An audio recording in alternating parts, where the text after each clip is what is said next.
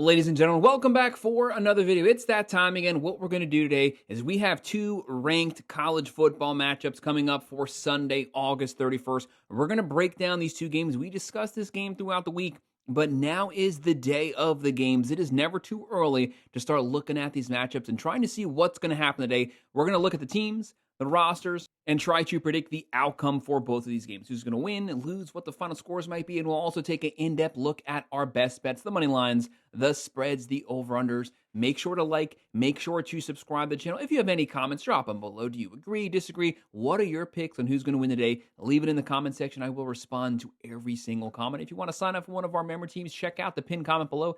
Click on that link. You can sign up there. Don't forget, we go over every single college football game every week this entire season. So if you're a sports fan, a football fan, make sure to like and subscribe to the channel. The very first game we're going to have Virginia Tech facing off versus the South Carolina Gamecocks. This is going to be at 3 p.m. on ESPN. Obviously, South Carolina coming into this game ranked number 13. This was a team that just barely missed out on making the playoff last season. They really caught fire second half of the year. A lot of people were petitioning. They were complaining. They wanted them in the playoff. They didn't make it. They were just on the outside looking in. But still, this team wasn't even ranked to start the year. No one had South Carolina taken serious last year, and they came out of nowhere. They were beating ranked teams. They were barely losing one possession games versus ranked teams. They showed the fight they had. Props to Shane Beamer. Props to this team. They had a top 20 offense last season, a top 20 defense. They were able to throw the ball, run the ball, a complete team. They're on the road here versus Virginia Tech. This game is going to be in Atlanta.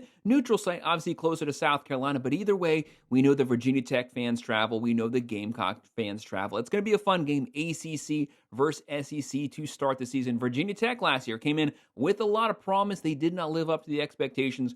Right out the gate, bad start to the season. They played a little better second half, but not playing up to the talent on this roster. South Carolina has the talent advantage, but Brent Pry, a lot of pressure on them. He needs to get a good win here. You have Drones back at the quarterback, mobile quarterback, likes to push the ball down the field, but he can extend plays with his legs. That can be the difference maker. Running back, Stewart, Hawkins, the wide receiver core. You got Green, you got the other Green, you got Heath, the tight end Gosnell. They're going to have to move the ball, but more importantly to me, because the defense isn't that bad, they have to own the run game. Last season, Virginia Tech 28.2 points a game, throwing for 189, running for 174. The ground game, control time of possession, suck up that clock, keep the ball out of the Gamecocks' hands. Right now, the Gamecocks 9.5-point favorites.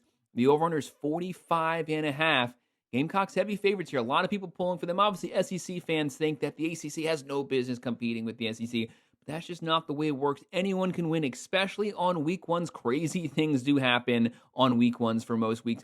Looking at the Gamecocks, Shane Beamer playing against Virginia Tech. This is a personal game here. Don't forget his dad. Virginia Tech is the house that his father built. He loves Virginia Tech, but he has to beat them here with his team. You have Lenoris Sellers at the quarterback position. This is a guy getting a lot of preseason Heisman hype. Obviously, what he can do with his legs, what he can do with his arms. He has face on at the running back position. Tight end Smith, the wide receiver core, Harbor, Brown, Bennett Jr. The weapons are there, and it's Lenoris Sellers. This team will go as far as Sellers can carry them, getting out of pressure, extending plays with his legs, but still keeping his eyes looking down the field, trying to find the wide open man. Virginia Tech's front seven last season, they were getting after it, creating havoc in the backfield, creating a lot of tackles for a loss, sacks, quarterback pressures. They lost some guys to the NFL. How do they replace them? Right now, South Carolina last year, 30.5 points a game, throwing for 223, running for 184, only giving up 18.1 points a game. That was an elite defense last season in the competitive SEC. They just have to be competitive this season, keep these games close, but you want to get started out hot. You want to start the series off with a good W here, get that momentum going, win the out-of-conference games, because the SEC schedule is going to be very difficult. Everyone is taking South Carolina serious this season. They have this team circled on their schedule. They're not going to sneak up on anyone like they did last year. They're getting potential playoff hype here. People want to bring their A game to play the Gamecocks. So what's the outcome that I have? I do think this game could potentially be close for the first half, but I think the Gamecocks have the better depth here. I say this is closer to being a home game to them just because they're closer to the state of Georgia. Give me the Gamecocks winning this one 34-20. I have them covering the spread, and I'm going with the over. And our next game, actually the final game of the week.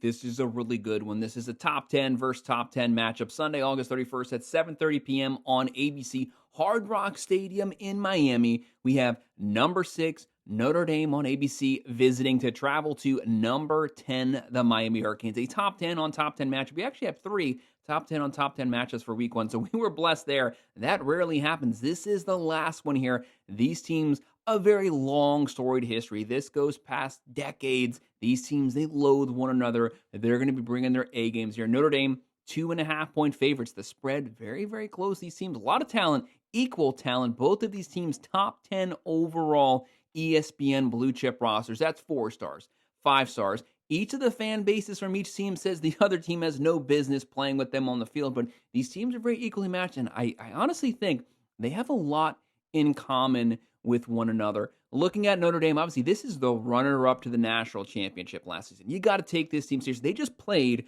for the national championship. Finished last year, number 2. There was only one team better than them last year.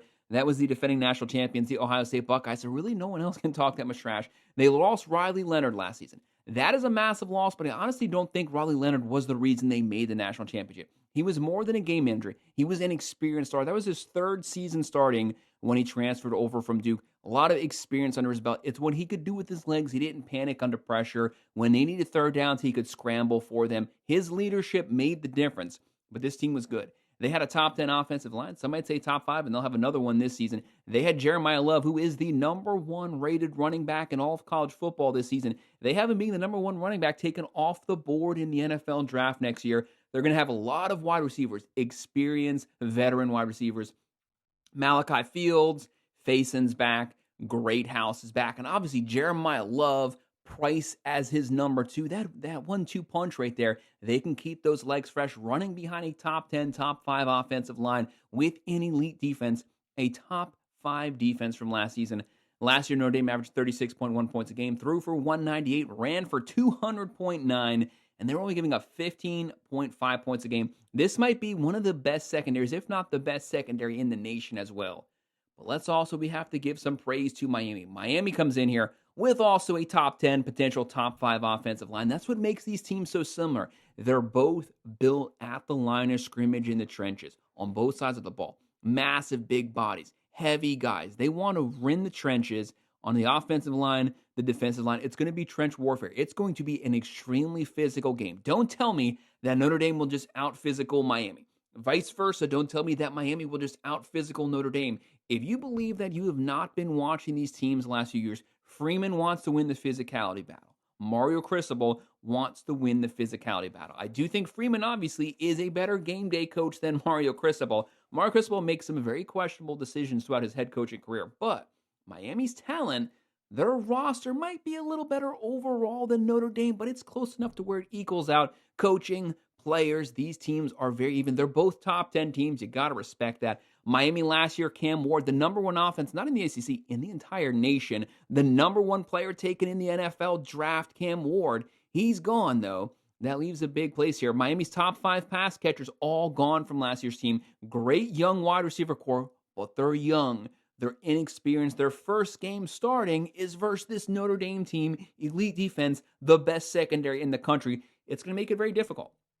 But Miami also has that line. They want to lean on Notre Dame. But Notre Dame wants to lean on Miami. They're going to be battling back and forth. Miami's offensive line, they have 2 guys on the offensive line projected to be first-round picks. They have a very good deep running back room as well. Maybe not as good as Notre Dame's, but it is pretty dang good. They have Mark Fletcher Jr., he's a beast. Jordan Lyle, he's a beast. Brown, Pringle Jr., a lot of weapons there. Obviously, Carson Beck transferring over from Georgia, one of the most experienced quarterbacks in the entire country. And obviously, Notre Dame going with a guy here, C.J. Carr, a redshirt freshman. His first game starting is versus Miami in Miami to open up week 1. No experience under his belt. That's a tall task to ask here. Yes, they say he loves to sling it. But if it comes down to the fourth quarter, 1 possession, who would you put your money on? The redshirt freshman or Carson Beck, who has 2 full years starting in the SEC? He's been in massive games. He's played Alabama. He's played Texas. He's played Florida. He's played Ole Miss. He played Tennessee. He's played all these big programs. He's beaten them before. You got to give this guy some props here. Yes, not his best season last year, but you know what he's capable of. And experience and being a veteran has to count for something. Just ask Riley Leonard last season. Just ask Will Howard the season before. Just as prior to that, J.J. McCarthy. Being a veteran helps teams in crunch times. The tight end room, you have for Miami, very deep tight end room. Elijah Lofton, he's a beast. Ballman's a beast. The wide receiver core is young. Trader, Daniels, Johnson, Ray Joseph. There's weapons there. They're just unproven weapons. Obviously, Miami's defense last season was an awful joke, giving up 25.3 points a game, but it was worse than it appears. The stats do not fully justify how awful this secondary was. Cristobal hit the portal, brought in a lot of new pieces. Will they be ready to play here versus a very good Notre Dame wide receiver group, the great running backs? These teams, they're going to have to tackle. This is going to be a fun game to watch. As an unbiased fan, I'm just ready to watch some really good football. Miami brought in Heatherman, new defensive coordinator here with Miami, comes in with a lot of praise, but he's got to try to figure out a way to stop Jeremiah Love. Easier said than done. So what do I have here? You guys can call me crazy. Some might like this. Some might hate this. I honestly think this game's a 50-50 pick 'em. I'm not saying one team's better than the other. I think either one of these teams can win this game, and whoever wins week one here, if these teams were to somehow meet in the playoffs, the complete opposite can happen because both of these teams will look different, after 10 or 12 weeks, especially once CJ Carr starts to get a lot of experience under his belt. I'm going to go with Miami. I'm going to go with Miami squeaking out the win here, 27-24. The way that I see it, if this game comes down to the final possession, I do trust Carson Beck and his decision-making more. Even though Notre Dame has Jeremiah Love, I think Carson Beck with the ball in his hands might be enough to get Miami the close win. Going with that plus 2.5, and I'm going to be going just barely with the over. Guys, that's just a quick breakdown of our Sunday games to finish up week one. Make sure to hit that like button. Make sure to subscribe to the channel. If you have any comments, drop them below. Do you agree? Disagree? What are your thoughts on these games? I will respond to every comment. If you want to sign up for one of our member teams, check out the pinned comment below. Click on that link. You can sign up there, and I would appreciate it. And, of course, as always, thank you for watching.